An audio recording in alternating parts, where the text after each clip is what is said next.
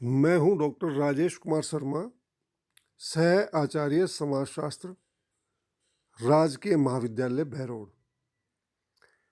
प्रिय छात्रों, आज का ये व्याख्यान BA part 3 paper first sociological thought की पुस्तक के अंतर्गत मैक्स वेबर जर्मन थिंकर की प्रमुख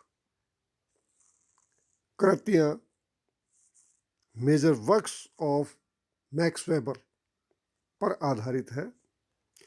इस व्याख्यान को आप ध्यान से सुनिए। देखिए स्लाइड नंबर 1। वेबर की प्रमुख कृतियां, major works of Max Weber. Max Weber एक जर्मन सोशल थिंकर हैं जो अन्य सामाजिक विचारकों, अन्य समाजशास्त्रीय सामाजिक विचारकों से अलग हैं। इनका दृष्टिकोण अलग है। आओ इनके कंट्रीब्यूशन के बारे में जानें।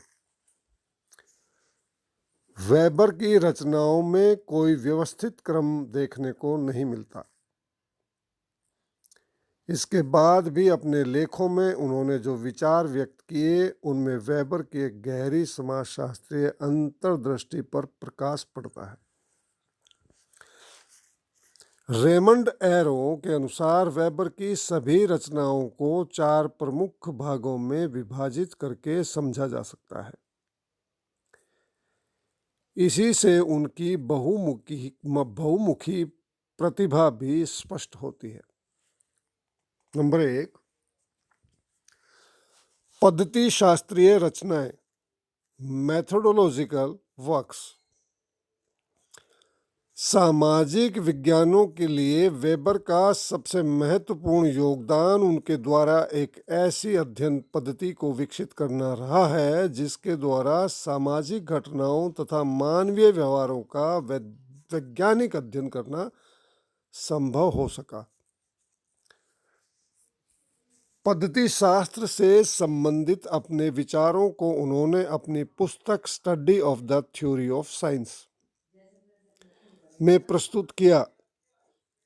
समाजशास्त्र तथा इतिहास से संबंधित अध्ययनों के क्षेत्र में इससे वेबर की व्यवहारिक अंतर्दृष्टि को समझा जा सकता है। इसके अतिरिक्त अपनी एक अन्य पुस्तक सामाजिक तथा आर्थिक संगठन का सिद्धांत, theory of social and economic,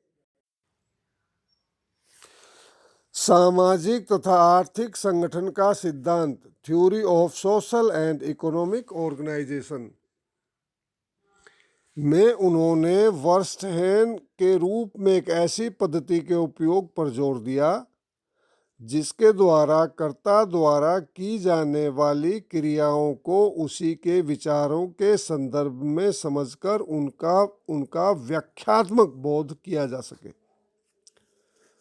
सन 1904 में वस्तुनिष्ठता, ऑब्जेक्टिविटी, जो कि सामाजिक विज्ञानों में एक महत्वपूर्ण विषय है और जिस पर हमें बहुत अधिक फोकस करना चाहिए।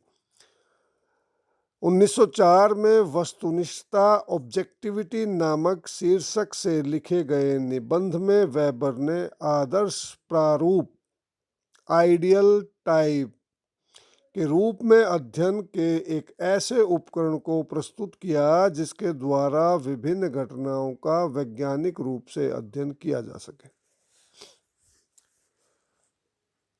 नंबर 2, इतिहास संबंधी रचनाएं, हिस्टोरिकल वर्क्स। सन 1891 में वेबर की एक पुस्तक रोम का खेतिहर इतिहास, रोमन एग्रेरियन हिस्ट्री प्रकाशित हुई। इस पुस्तक का ऐतिहासिक तथा समाजशास्त्रीय अध्ययनों में विशेष महत्व है। इसके बाद वेबर ने पोलैंड की कृषि प्रणाली तथा जर्मनी के सत्ता वर्ग के सह संबंधों को स्पष्ट करने के लिए अनेक लेख लिखे। इन लेखों के आधार पर वेबर की मृत्यु के बाद उनकी एक अन्य पुस्तक प्रकाशित हुई जिसका नाम जर्मनी की प्राचीन कृषि प्रणाली तथा अर्थव्यवस्था के सह संबंध correlations of ancient agrarian system of Germany and it's economy. इस पुस्तक से राजनीतिक समाजशास्त्र तथा राजनीतिक अर्थशास्त्र के बारे में वेबर के योगदान को समझा जा सकता है। नंबर 3, धर्म का समाजशास्त्र, सोशोलॉजी ऑफ रिलीजन। वेबर द्वारा प्रस्तुत धर्म की समाजशास्त्रीय व्याख्या उनकी प्रसिद्ध पुस्तक प्रोटेस्टेंट नीति तथा पूंजीवाद का सार, the Protestant ethic and the spirit of capitalism में देखने को मिलती है। इस पुस्तक का प्रकाशन वेबर के जीवन काल में ही सन 1905 में हो गया था। वेबर ने संसार के सभी प्रमुख धर्मों के आचारों का अध्ययन करके इस पुस्तक में यह निष्कर्ष दिया कि प्रोटेस्टेंट धर्म जिन आचारों अथवा नीतियों पर आधारित है उन्हीं के प्रभाव से यूरोप के कुछ देशों में पूंजीवादी व्यवस्था का विकास हुआ। इसका अर्थ है कि धार्मिक आचार की आर्थिक व्यवस्था को प्रभावित करने में सबसे अधिक महत्वपूर्ण होते हैं। इस पुस्तक में दिए गए विचार मार्क्स के उन निष्कर्षों से बिल्कुल भिन्न हैं जिनके द्वारा मार्क्स ने यह मान लिया था कि आर्थिक कारकों के द्वारा समाज की दूसरी उपसंरचनाओं का निर्माण होता है। इसके अतिरिक्त द रिलीजन ऑफ चाइना तथा द रिलीजन ऑफ इंडिया जैसी 2 अन्य पुस्तकों का प्रकाशन सन 1916 में हुआ।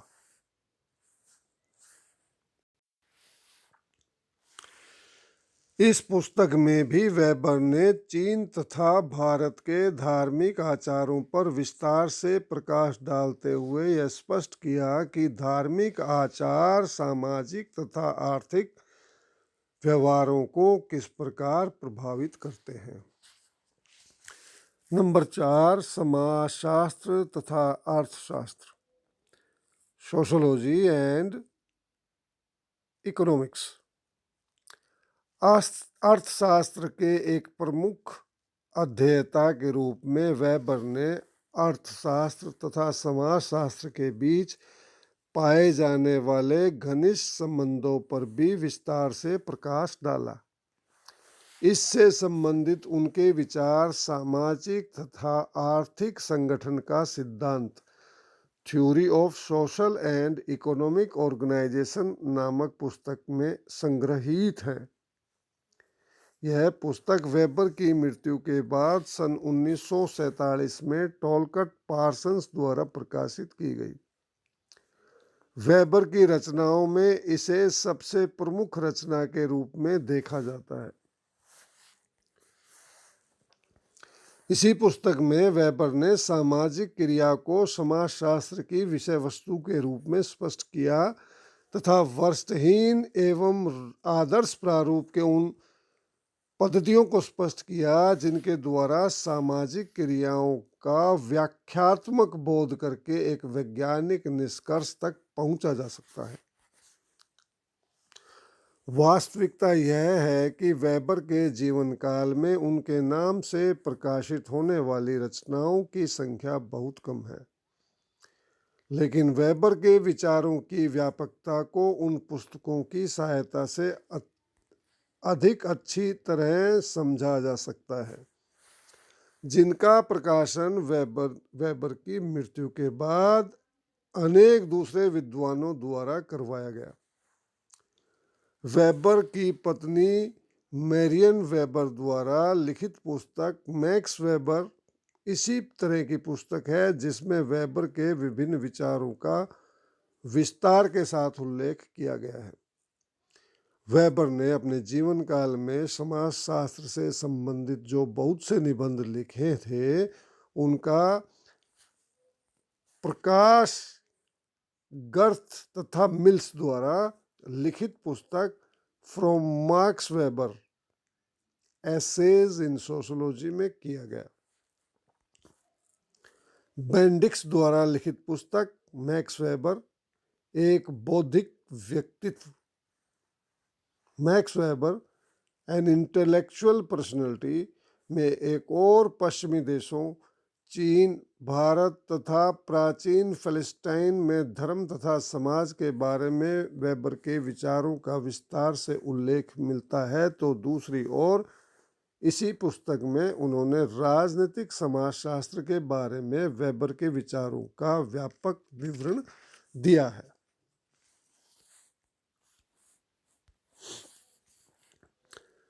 समाजशास्त्र के लिए वेबर के योगदान को स्पष्ट करते हुए रेमंड एरा लिखते हैं कि वेबर का वास्तविक मूल्यांकन करने में कुछ समाजशास्त्रियों को संकोच हो सकता है, किंतु मेरे लिए वेबर सभी समाजशास्त्रियों में सबसे अधिक महान है। मैं यहाँ तक कह सकता हूँ कि वे ही वास्तविक समाजशास्त्री हैं।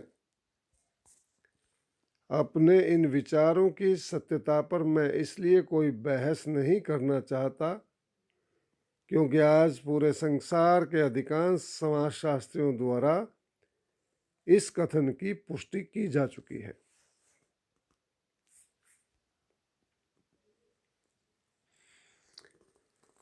Sociology is the science which attempts the interpretative understanding of social action in order thereby to arrive at a causal explanation of its cause and effects. अतः